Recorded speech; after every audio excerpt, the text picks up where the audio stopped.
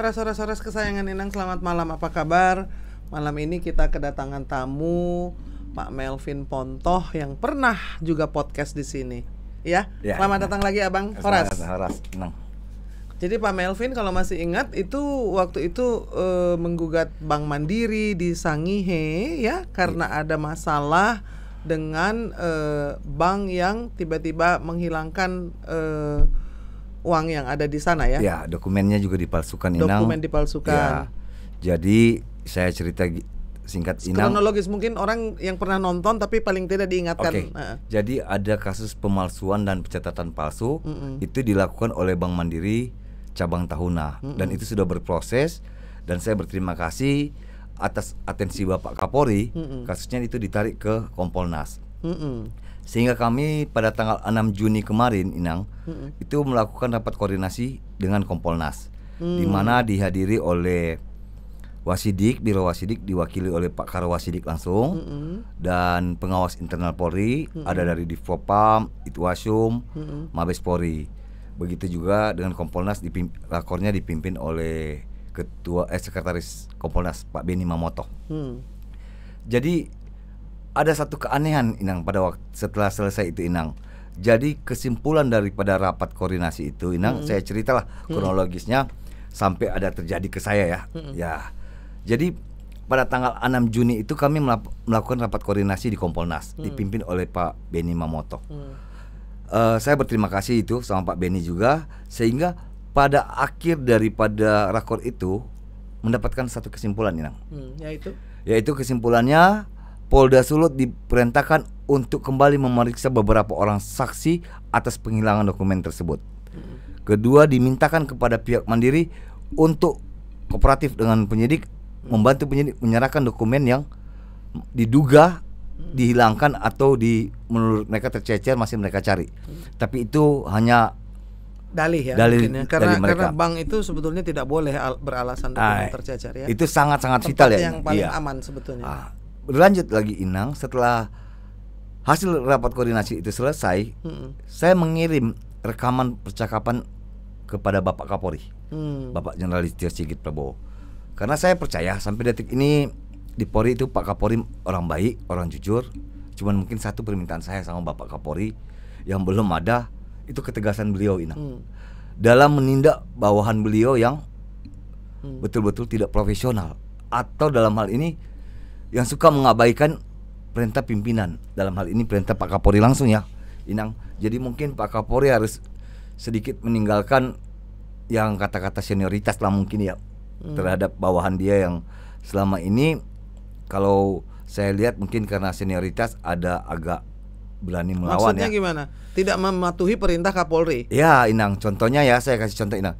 Inang ingat kasus saya itu sebelum dihentikan di Polda Sulut pada tanggal 18 April 2023, tanggal 11 April itu Bapak Kapolri mengirim WhatsApp kepada saya, menyampaikan kepada saya Bapak Kapolri sudah menghubungi Bapak Kapolda Sulut dan diminta kepada saya untuk menghubungi Bapak Kapolda Sulut, menjumpai Bapak Kapolda dan menyampaikan masalah saya, sehingga untuk menguatkan saya. Namun ada buktinya saya mengirim WhatsApp kepada Bapak Kapolda, diabaikan yang tidak dibalas, tidak ditanggapi dan ditanggapi. Padahal besoknya lagi saya datangi Polda Sulut mengisi buku tamu dan di situ saya menulis Inang, maksud dan tujuan menemui Bapak Kapolda, audiensi dengan Bapak Kapolda atas petunjuk Bapak Kapolri, Bapak Jenderal Listio Sigit Prabowo. Namun Pak Kapolda tidak menerima saya dengan alasan beliau bilang masih sibuk belum bisa menerima. Berarti kan ini pimpinan loh tertinggi lah Inang. Jadi itulah yang saya merasa kecewa sebagai masyarakat. Tahu-tahu tidak ada penghargaan terhadap rekomendasi dari Pak Kapolri. Tahu-tahu dihentikan kasusnya Inang. Nah itu tanggal 18. Jadi kan jeda waktu hampir seminggu ini Pak Kapolri tanggal 11 April sampai tanggal 18 April dihentikan. Itu Pak Kapolri tidak mau menemui saya. Disitulah saya merasa saya melaporkan sama Bapak Kapolri, sehingga Bapak Kapolri menarik kasus ini untuk dilakukan gelar perkara di Bareskrim Mabes Polri. Tarik ke pusat lah ya. Ya, singkat cerita di Bareskrim terjadi ya mungkin Bapak Kapolri bisa membaca lah. Saya percaya Bapak Kapolri punya intelijen yang di dalam yang mengetahui duduk persoalan sebenarnya. Sehingga Bapak Kapolri pun meragukan gelar perkara di Mabes itu. Dan yang menjadi buktinya Inang, saya berterima kasih sama Bapak Listio Sigit. Kemarin itu setelah tanggal 6 Juni 2023 kami melakukan rakor di Kompolnas. Itu saya melaporkan ke Pak Kapolri hasilnya, kesimpulannya. Besoknya Bapak Karawasidik melaporkan juga ke Pak Kapolri. Jadi laporan Pak Karawasidik itu berbeda dengan apa yang kami lakukan di. Taunya dari mana? Pak Kapolri meneruskan WhatsApp-nya Pak Karawasidik kepada saya. Jadi karena Pak Kapolri meneruskan, kemarin hari Minggu ya, itu saya mengirim WhatsApp sama Pak Karawasidik. Pak Karo tega membuat laporan berbeda begini sama Pak Kapolri, tidak sesuai. Saya punya rekaman yang sudah saya kirim ke Pak Kapolri. Beliau mungkin diam tidak membalas sampai saat ini, Inang. Jadi itu perbedaan yang sangat mencolok, Inang. Jadi laporannya itu betul-betul kan ada sebetulnya kalau pertemuan kan ada notulensinya ya. Jadi harus sama dong. Harusnya sama, apa Inang. yang diucapkan, apa yang disepakati, apa yang tidak disepakati sama dong. Iya, harusnya semua ya, yang hadir. Jadi kalau menurut feeling saya ya. Kenapa Pak Kapolri mengirim WhatsApp-nya Pak Karawasidik ke saya? Berarti kan tanda kutip, Inang. Berarti ada laporan yang berbeda masuk ke Pak Kapolri, sehingga Pak Kapolri mengirim juga ke saya. Sebenarnya yang benar yang mana nih gitu kan? Ya. Dan di situ Pak Kapolri menyampaikan sama saya bahwa saya akan langsung cek ke Kompolnas juga. Berarti kan laporan Pak Karawasidik dipertanyakan, Inang. Ini kalau menurut saya ya, karena kalau Pak Kapolri sudah sampai meneruskan WhatsApp bawahannya. Laporannya berbeda atau bertolak belakang nih? Bertolak belakang. Sangat berbeda. Kalau beda kan masih bisa dikasih alasan. Oh, salah catat atau salah dengar ya. Jauh nih. Jadi ada 5 poin. 5 poin itu hampir semua itu berbeda. Oke. Sampai ada jadi penyampaiannya Inang bahwa pemalsuan tanda tangan yang dilakukan pemalsuan tanda tangan yang saya laporkan itu bukan menjadi pidana. Menurut keterangan saksi ahli. Saksi ahli yang dibawa oleh pihak penyidik. Tapi saksi ahli yang saya bawa itu kepala Kaprodi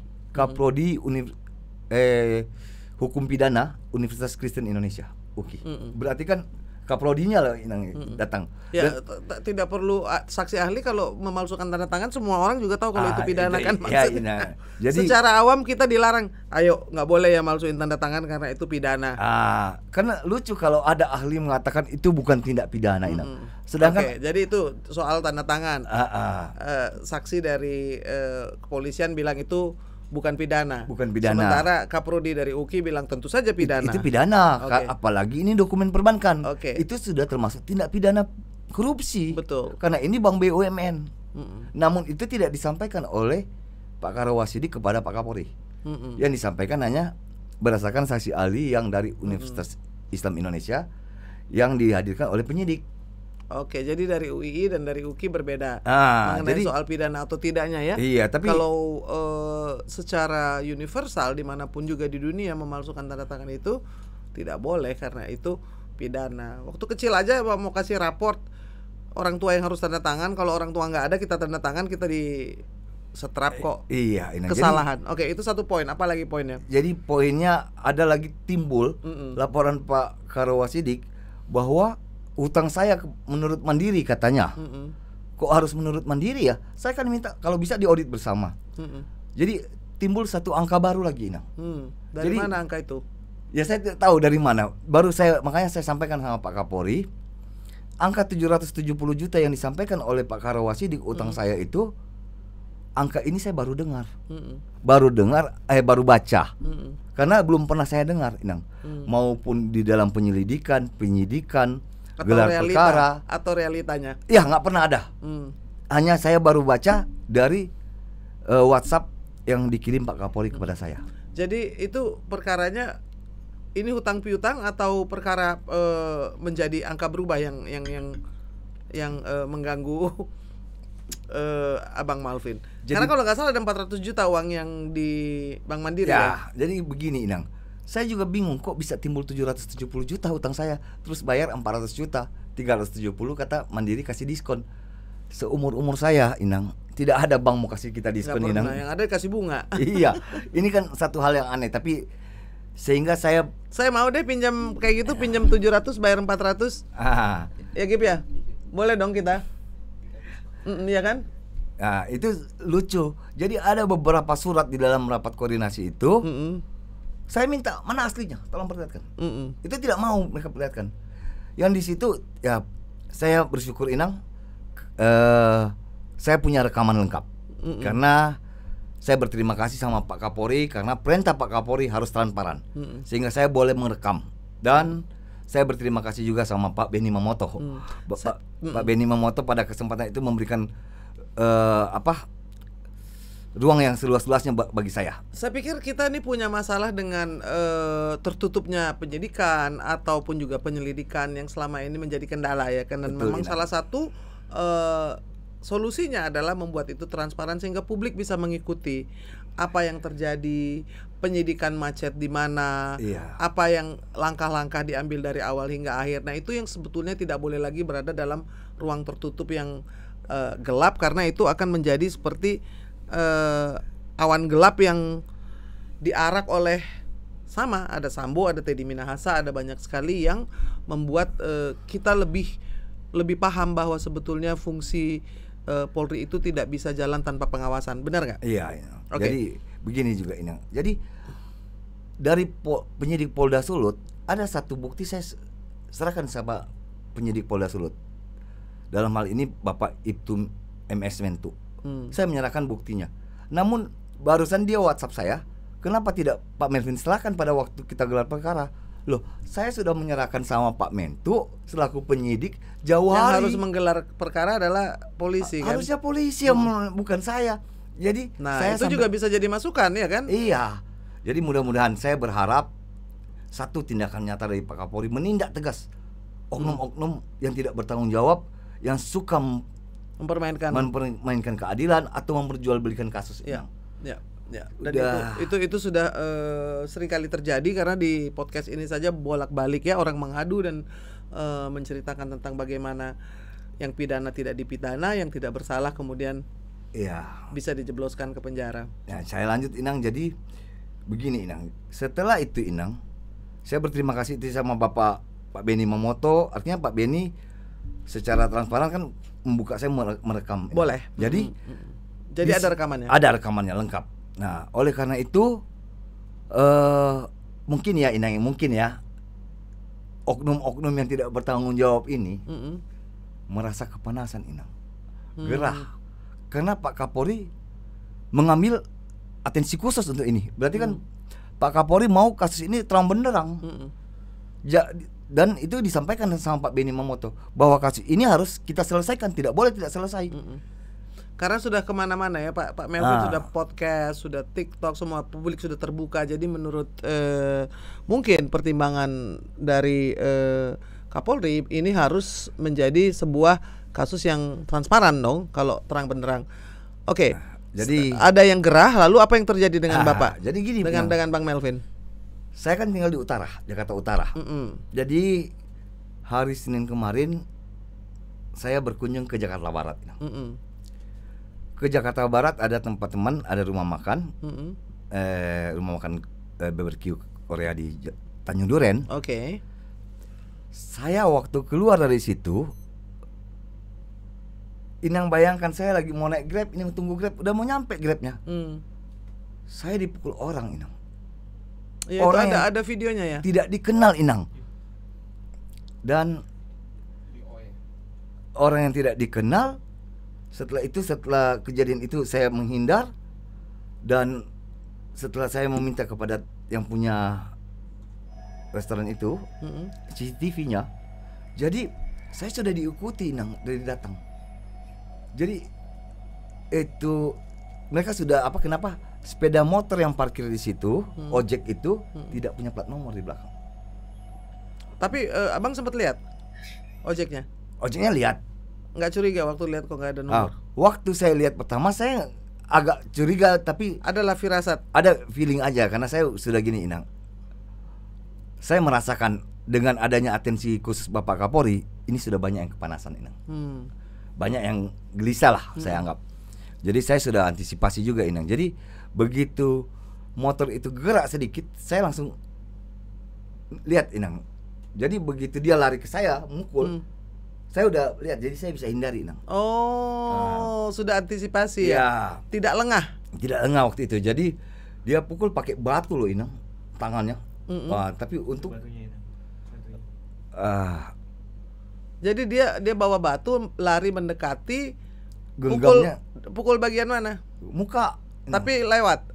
Kena topi, Inang. Karena sudah menghindar. Sudah saya hindari. Boleh juga ya, pernah belajar kungfu, Abang Melvin? Enggak, refleks, Inang. Refleks ya? Iya, refleks, Inang. Jadi karena begitu dia gerak, saya juga udah langsung ke dia. Jadi dia pukul kena topi. Kena lepas topi. Lepas topi. Topi lepas. Lalu setelah itu, jadi batu di tangan dia itu dia jatuh, Inang, kelepas. Baru dia langsung lari.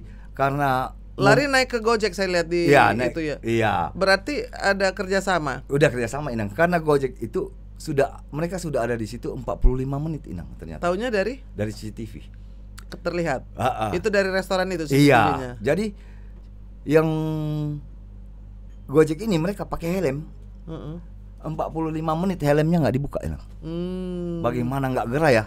Iya. Kita 5 menit aja kalau nggak motor nggak jalan, Inang, pakai helm, udah gerak. Jadi dia standby. Udah standby jadi menunggu. Jadi ada 2 orang yang bekerja sama. Ya.